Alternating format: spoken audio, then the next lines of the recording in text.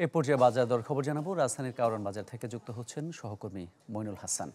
বইন, আর কয়েকদিন পরেই রোজা আসছে। রোজায় দরকারি যে খাদ্যপণ্যগুলো রয়েছে সেগুলোর সরবরাহ এবং বাজার দর কেমন দেখছেন?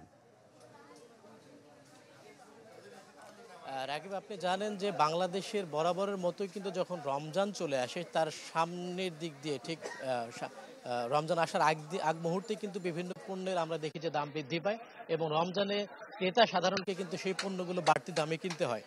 এবং আপনি জানেন গত 2 মাস ধরেই কিন্তু বোতলজাত যে সয়াবিন তেল বাজারে এটার একটা সংকট চলছে এবং পাল্টে অভিযোগের প্রেক্ষিতে গতকালকে ডিলার, আমদানিকারক এবং যারা খুচরা বিক্রেতা রয়েছেন তারা কিন্তু বসেছিলেন ভোক্তা অধিদপ্তরে। সেখানটায় জানানো হয়েছে যে বাজারে যে তেলের সরবরাহ কোম্পানিগুলো কিন্তু সরবরাহ বাড়িয়েছেন এবং রাতের বেলা তারা কিন্তু একটা প্রেস বিজ্ঞপ্তি দিয়েছেন। যারা উৎপাদক প্রতিষ্ঠান রয়েছেন বিভিন্ন ভোজ্য তেল কোম্পানির, তারা কিন্তু প্রেস বিজ্ঞপ্তি দিয়ে জানিয়েছেন যে তারা আগের সময়ের চেয়ে বর্তমানে আরও বেশি পরিমাণ তেল সরবরাহ করছেন এবং আগামী রমজানে তেলের কোনো সংকট হবে না এবং সেক্ষেত্রে আর 7 থেকে 10 দিনের মধ্যে তাদের যে তেল আমদানি যে লক্ষ্য রয়েছে সেটা কিন্তু পূর্ণ হয়ে যাবে, অর্থাৎ তাদের জাহাজে যে তেল আসে সেটা কিন্তু চলে আসবে বাংলাদেশে।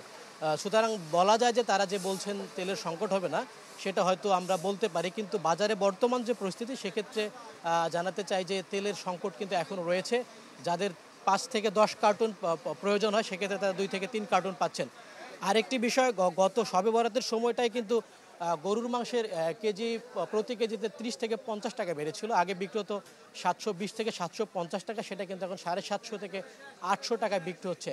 যারা গরুর মাংস বিক্রি করে তাদের সাথে কথা বলেছি, তারা যেমনটি বলেছিলেন যে গত কয়েকদিন আগের তুলনায় এখন একটি গরুতে প্রায় 15 থেকে 20,000 টাকা বাড়তি গুনতে হচ্ছে এবং সব কিছু মেলায় নিত্যপণ্যের বাজারে যে সামনে রমজান কেন্দ্রিক যে সরবরাহ সেটা কিন্তু স্বাভাবিক রয়েছে এবং আশা করা যায় যে রমজানে যদি কোনো ধরনের সংকট তৈরি না হয় সেক্ষেত্রে হয়তো এখানকার যারা ব্যবসায়ী তারা বলছেন যে কোনো পণ্যের দাম বাড়বে না। মামুন, ধন্যবাদ আপনাকে।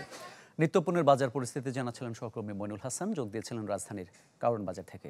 শিয়া বাটার ও ভিটামিন ই সমৃদ্ধ lily glam beauty soap. Lily, always beautiful.